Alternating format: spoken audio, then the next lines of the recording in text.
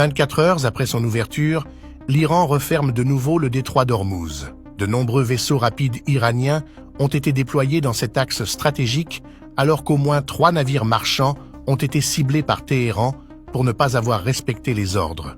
Les autorités iraniennes justifient la fermeture du détroit d'Ormuz en raison du blocus naval américain contre les ports iraniens que Trump refuse de lever avant la conclusion définitive d'un accord. La décision iranienne est un désaveu pour Trump, qui avait célébré l'ouverture d'Ormuz comme une grande victoire des États-Unis. Déstabilisé, Trump a changé sa posture en appelant l'Iran au dialogue sur Ormuz et en relançant les discussions avec l'Iran pour mettre fin au conflit. Téhéran affirme avoir reçu de nouvelles propositions américaines jugées intéressantes, en particulier sur le dossier nucléaire qui est le point le plus difficile.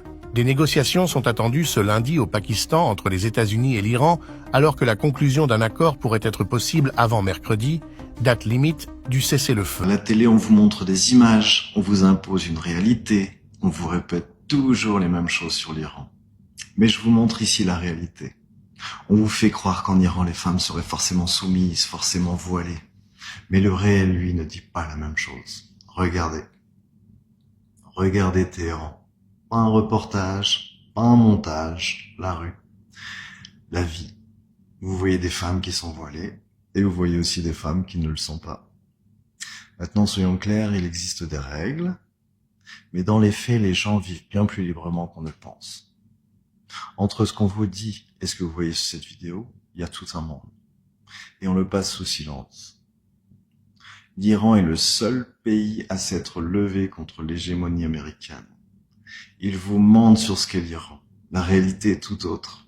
Moi, ce qui m'intéresse, ce n'est pas les slogans des médias français, c'est le réel.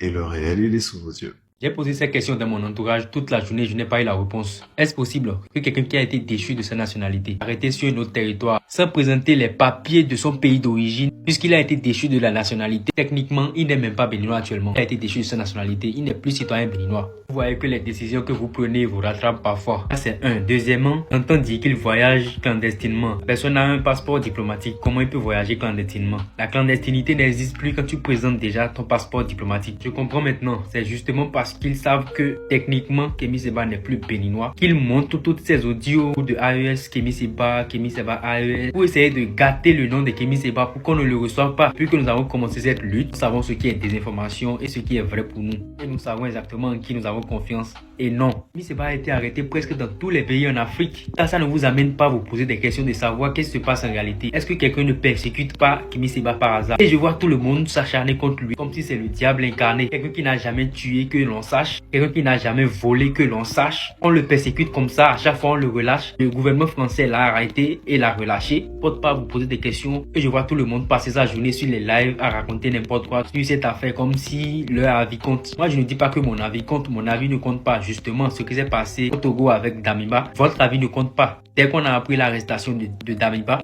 on a commencé par parler, tout le monde a commencé à dire tout ce qu'il veut. Mais c'est ce que le Togo voulait faire qu'il a fait, c'est tout. Votre avis ne compte pas. Continuez à raconter vos bêtises et sachez que le... L'avez-vous remarqué, entre les déclarations de Trump et les demandes de l'Iran, Israël est complètement absent. Cette guerre n'a jamais été une guerre entre les États-Unis et l'Iran. Dès le premier jour, Israël est là. Or, il est toujours absent de toute négociation.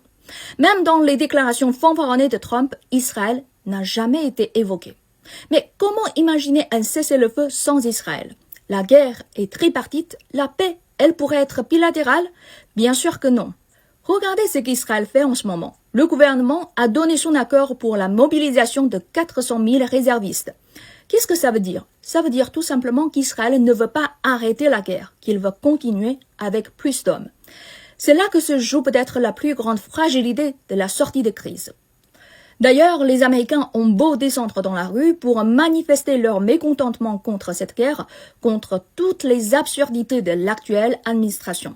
Tant qu'Israël reste le vrai maître de la Maison-Blanche, les États-Unis resteront dans le bourbier du Moyen-Orient et ils perdront vite leur place de superpuissance. Donc, si je peux me permettre, répondez quand même précisément à ce que vous demande. La réponse est non, ils n'ont pas tiré après le cessez-le-feu. Tout à fait. Les Israéliens, oui. Oui. Parce que l'accord de cessez-le-feu, comme je vous l'ai dit, ne comprend pas. Il a été explicité par Trump que cet accord ne comprend pas le Liban.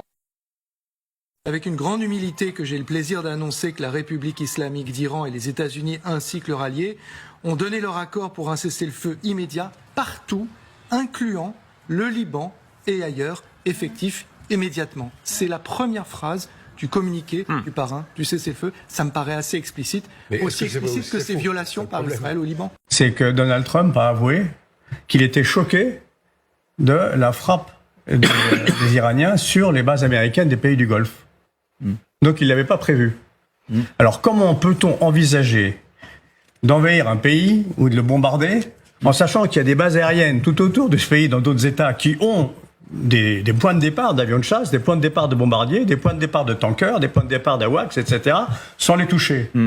Et en termes de planification, c'est affolant. Oui. Alors que c'est une donnée centrale de la guerre, je le rappelle, j'ai dit tout à l'heure, 85% des bombes envoyées par les Iraniens, c'est justement pour ces pays du Golfe. Donc c'est la donnée centrale de la guerre. Et c'est là qu'ils font la pression. Parce qu'il y a une pression.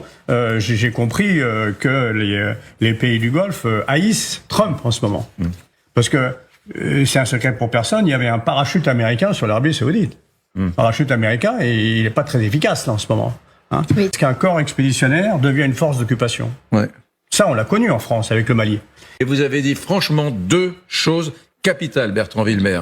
Vous avez dit les pays du Golfe haïssent Trump en ce moment.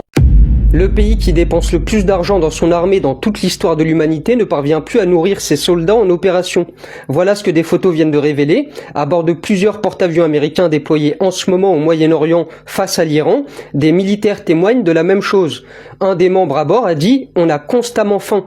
Les plateaux repas photographiés et publiés montrent 3 carottes bouillies, une tortilla nature, quelques éléments clairsemés. Des rations qui, selon plusieurs soldats, ne couvrent pas les besoins d'une mission en opération active. Voilà le contexte. Les États-Unis ont un budget militaire de 886 milliards de dollars en 2026. Ce sont les navires les plus technologiquement avancés de l'histoire militaire et ils opèrent dans une zone où le détroit d'Ormuz est sous tension maximale, ce qui perturbe les routes maritimes, y compris les chaînes logistiques de ravitaillement. Budget record, puissance de feu inégalée, mais des soldats qui signalent des pénuries alimentaires en pleine mission. Une armée qui ne peut pas nourrir ses hommes dans une zone de tension active, c'est soit un problème logistique qu'on va corriger en 48 heures, soit un signal sur quelque chose de bien plus profond. Ce qu'on choisit de voir dans ces photos change tout. L'Iran vient de bombarder des pétroliers au détroit d'Ormuz. On vous dit c'est fermé, vous pensez que c'est la plaisanterie. Rafalé dans ton habitacle. Oui, l'éclaircie aura été de courte durée dans le détroit d'Ormuz. Plusieurs faits à vous rapporter ce soir. Tout d'abord, ces bateaux iraniens qui ont ouvert le feu sur un pétrolier dans le détroit d'Ormuz qui se situe à 300 km à vol d'oiseau d'Abu Dhabi. Information révélée par l'agence de sécurité maritime britannique. Il s'agit là d'un pétrolier battant pavillon indien qui tentait donc de franchir ce détroit stratégique. Le capitaine du pétrolier a signalé avoir été approché à 37 km au nord-est d'Oman par 2 vedettes des gardiens de la révolution islamique. Des vedettes qui ont ensuite ouvert le feu sur ce pétrolier sans aucun avertissement radio. L'ensemble de l'équipage est sain et sauf et conséquence de cela, le ministre indien des Affaires étrangères annonce qu'il convoque l'ambassadeur d'Iran. Un peu plus tard dans la journée, nouveau fait. Cette fois-ci, c'est un porte-conteneur qui a été touché par un projectile inconnu. Information de l'agence de sécurité maritime britannique, alors que ce dernier se trouvait au large d'Oman dans le détroit d'Ormuz. Enfin, à noter que le capitaine, cette fois-ci d'un navire de croisière, a signalé avoir aperçu un jet d'eau à proximité de son navire, mais sans plus de précision à ce stade. Bref, tout autant de faits qui illustrent aujourd'hui le regain de tension dans ce détroit d'Ormuz. Assez. Ils vous ont même, après leur message pour dire c'est fermé, avant ça, ils avaient fait une photo pour dire on détient littéralement le détroit. Vous ne croyez pas. Pourquoi ils vont faire une alerte? Pourquoi ils vont les avertir avant de les désanguer? C'était clair, le détroit est fermé. Si vous voulez passer par ce canal-là, passez par ce chemin, payez et vous partez. Et vous les écoutez pas, vous passez en plein milieu, désengage. Désengage. Le fait que ce soit les Indiens, moi j'ai une théorie. Vous savez que moi j'adore les théories. J'ai une théorie que je vais vous donner à la fin. Mais c'est bizarre que ce soit les Indiens. Il n'y a pas eu que les Indiens, il a cité deux, trois bateaux. Je voulais parler aussi de Donald Trump. Donald Trump aujourd'hui, il a fait une sortie médiatique à la télé et tout pour une sortie interne, pour un problème politique interne. Mais vous savez, à chaque fois, problème politique interne, il parle beaucoup de l'Iran. Cette fois-ci, il a été silencieux. Hein. D'habitude, on lui pose une seule question sur l'Iran et puis il relate tout. On est en train de faire ça, on est en train de faire ça. Il prend de A à Z. Cette fois-ci, on lui pose une question précise, il répond à la question, et puis point final, et puis il retourne à la politique intérieure. Jonathan, il est devenu calme, il est silencieux. Elle dit, alors, l'Iran ne peut pas nous menacer même s'ils ont refermé. Oui, mais c'est fermé. Mais tu avais dit hier qu'ils ne pourront jamais utiliser encore le détroit comme arme contre nous. Attendez, j'ai réfléchi. Ah bah si, ils l'ont fait. Du coup, il est devenu très calme. Il est en train de perdre. Il est en train de tout perdre. À l'international, dans son pays, il ne sait plus quoi faire. Eh bah oui, c'est ça quand tu vas t'attaquer à un autre pays. C'est difficile. Hein. Bref, je reviens au détroit d'Ormuz. Ça là, le fait, ça aussi c'est une stratégie iranienne pour envoyer un message au marché. Le fait d'apprendre que des pétroliers ont été dézingués au détroit d'Ormuz, down. Ou plutôt up. Voilà. Parce que les prix vont grow up. Du coup, Trump il sera pas content lundi quand le marché boursier va ouvrir. Bon, bref, ma théorie c'est que le fait que ce soit les Indiens et que le capitaine, enfin, toutes les personnes à bord de ce navire-là, personne n'a été blessé, personne n'est mort, et que ce soit les Indiens, est-ce que c'est pas une stratégie entre Indiens et puis Iraniens pour dire, attendez, on va vous utiliser pour envoyer un message fort à tout le monde. Ok. Et on va faire semblant hein, pour convoquer votre ambassadeur d'un autre pays. Ok. Vous êtes prêts? C'est parti. Doom.